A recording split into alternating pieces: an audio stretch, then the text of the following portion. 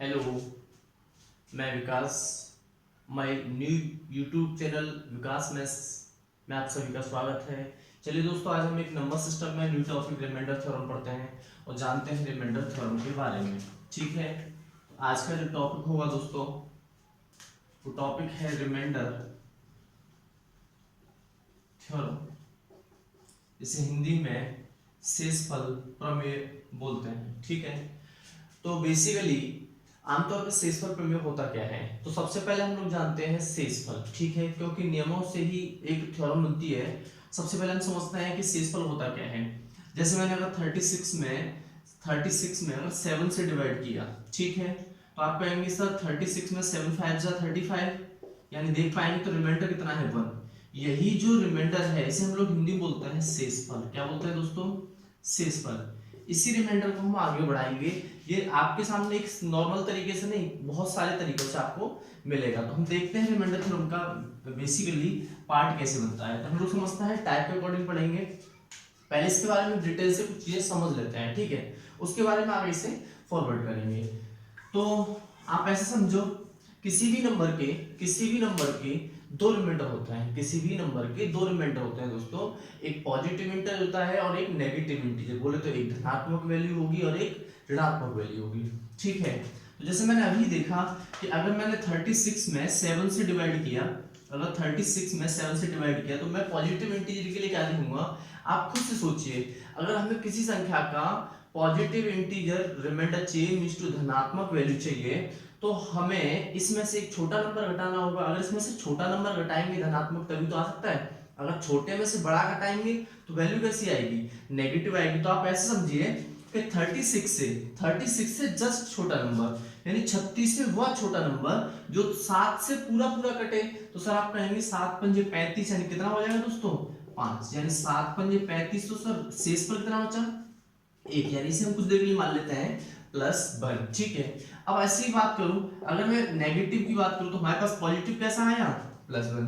और हमें अब देखना है इसका नेगेटिव। तो 36 से जस्ट अगला नंबर, 36 से जस्ट अगला नंबर जो 7 से पूरा पूरा कटे, क्या होगा?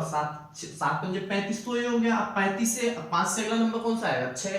तो 7 6 42। तो आप लोग देख पा रहे हैं 7 6 42। अगर 36 से 42 घटाएंगे, 36 से 42 घटाएंगे तो कितना होगा? -6। तो यहाँ आप लोग देख पा रहे हैं कि एक ही नंबर से भाग दिया जा रहा है। 36 में यहाँ भी 7 से भाग दिया है, 36 में यहाँ भी 7 से भाग दिया है, लेकिन यहाँ पर पॉजिटिव इंटीजर में रिमाइंडर देख कितना है? +1 है, और नेगेटिव में देख कितना है? -6 है। तो बेसिकली दोस्तों एग्जाम में जो ऑप्शन आपको मिलेगा वो नेगेटिव का नहीं मिलेगा।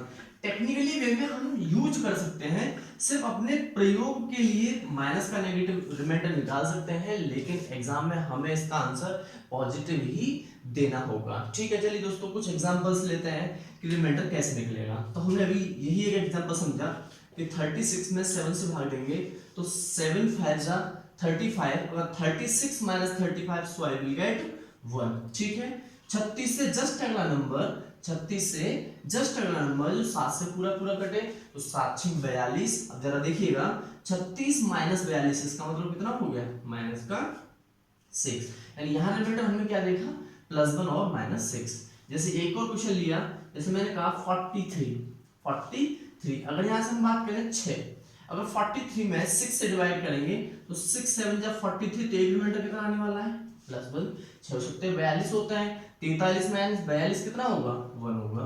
अब जरा देखिए 43 से जस्ट अगला नंबर जो 6 से पूरा पूरा कटे, कितना होगा? 6 8 48। तो 43 - 48, इसका मतलब कितना हो गया दोस्तों? -5 हो गया। ठीक है, एक और एग्जांपल ले लेते हैं। जैसे मैंने कहा 53, 53 में अगर 30 से डिवाइड करूं तो 13 चौका 52। 53 से वह छोटा नंबर जो 13 से पूरा पूरा कटे, सर क्या होगा? 13 चौका 52, तो रिमाइंडर कितना होने वाला है? +1। 53 -52, तो कितना हो जाएगा? +1। ठीक है, और 53 से जस्ट अगला नंबर, 53 से जस्ट नंबर तो बहुत सारे हो सकते हैं, लेकिन 53 से जस्ट अगला ही नंबर कौन सा होगा जो 13 से पूरा पूरा कटेगा? तो 13 पंजे 65, यानी अगर 53 - 65 करेंगे तो कितना हो जाएगा? -12। माइनस का कितना हो जाएगा? 12। चलिए दोस्तों एक एग्जांपल और लेते हैं। जैसे मैंने कहा 64 कहा, मैंने कहा सर अगर हम यहाँ 9 से भाग दें तो 64 से वह छोटा नंबर जो 9 से पूरा पूरा कटे, तो 9 7 63, तो कितना बचने वाला है +1। ठीक है, अब इसका चाहिए अगला हमें नेगेटिव रिमाइंडर, तो इससे बड़ा नंबर चाहिए, तो 9 8 72, यानी कह सकते हैं 64 माइनस 72 इक्वल्स टू माइनस का 8। ठीक है, अब जरा दोस्तों ध्यान से देखिएगा, एक बात आप ध्यान से देख पा रहे होंगे, मैं आपको लॉजिक बताता हूँ। सही मायने में देखो तो किसी भी नंबर के दो रिमाइंडर, एक नेगेटिव इंटीजर और एक पॉजिटिव इंटीजर, अगर सही मायने में देखूं तो एक नेगेटिव और पॉजिटिव इंटीजर को जोड़ है, अगर हम देखें तो 6 और 1 7, यानी भाग लेने वाली संख्या के बराबर आ रहा है। 5 और 1 6, 12 और 1 13, और 8 और 1 9, यानी हम अगर दोनों रिमाइंडर को जो पॉजिटिव है और नेगेटिव है उन दोनों को जोड़ दें, तो जिस नंबर से हम भाग कर रहे हैं, डिविजन कर रहे हैं, उस नंबर की फाइंडिंग हो रही है, मतलब वो नंबर हमें प्राप्त हो रहा है। ठीक है, तो हम यूं कह सकते हैं। अच्छा एक बात हो दोस्तों, किसी भी नंबर के, मैंने अभी थोड़ी देर पहले चर्चा की आपसे कि किसी भी नंबर का पॉजिटिव रिमाइंडर हो सकता है, लेकिन नेगेटिव रिमाइंडर हम अपनी सुविधा के लिए यूज कर सकते हैं, आंसर तो नहीं दे पाएंगे।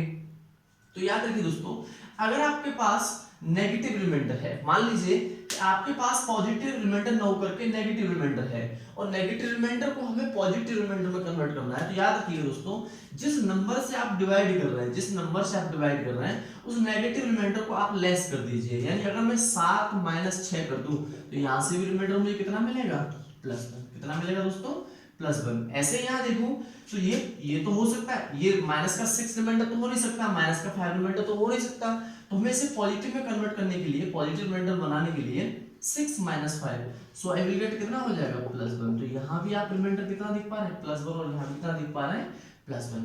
ऐसे यहाँ देखिए, ये माइनस का रिमाइंडर तो हो नहीं सकता, इसे पॉजिटिव में कन्वर्ट करने के लिए क्या करते हैं, इसमें से बेस वैल्यू में से घटा देते हैं। कितने से बेस वैल्यू से घटाएंगे तो यहाँ कितना होगा +1। सेम वैल्यू यहाँ आप करेंगे, 9 - 8 इक्वल्स टू +1। तो यहाँ जो रिमाइंडर आ रहे हैं दोस्तों +1 +1 +1 एंड +1, जरूरी नहीं है कि सेम आए, यहाँ नंबर सेम आ गए बात एक अलग है, लेकिन ऐसा नहीं कि हर एक नंबर पे +1 ही रिमाइंडर मिलेगा। ठीक है, तो दोस्तों अभी तक हमने जो समझा वो ये समझा कि किसी भी नंबर के कितने रिमाइंडर हो सकते हैं, दो, एक पॉजिटिव इंटीजर और एक नेगेटिव इंटीजर। यदि आपके पास नेगेटिव इंटीजर है और आपको पॉजिटिव में कन्वर्ट करना है, तो उसे आप उस वैल्यू से घटाइए जिस वैल्यू से आप उसमें भाग लगा रहे हैं। ठीक है, आगे समझते हैं। चलिए, तो आप 4 एग्जांपल से समझ गए होंगे, मैं कुछ आगे की बात करता हूँ। ठीक है, एक और बात समझते हैं। जैसे दोस्तों मैंने आपसे कहा कि अगर मैं 2 में डिवाइड करूँ 3 का, ठीक है, 2 में अगर मैं 3 से डिवाइड करूँ, जैसे मैंने कहा कि 2/3 इक्वल्स टू रिमाइंडर बताइए, तो मैंने अभी कहा किसी भी नंबर के दो रिमाइंडर हो सकते हैं, एक पॉजिटिव हो सकता है और एक नेगेटिव हो सकता है। तो मैं आपसे कहूँ कि 2 में 3 से भाग लगाइए, तो आप कहेंगे कि सर 3 से हम देखते थे, अगर पॉजिटिव वैल्यू चाहिए तो इससे छोटा नंबर देखना पड़ेगा, क्योंकि ज्यादा में से कम घटाएंगे तो वैल्यू कैसी आएगी, पॉजिटिव आएगी।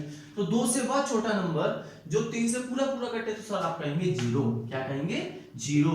अगर मैं 2 में से 0 घटाऊंगा तो रिमाइंडर कितना मिलेगा 3। 2 से वह छोटा नंबर जो 3 से पूरा पूरा कटे, क्या होगा 0। 0 सबसे छोटा नंबर है जो हर की संख्या से पूर्णतः कटता है।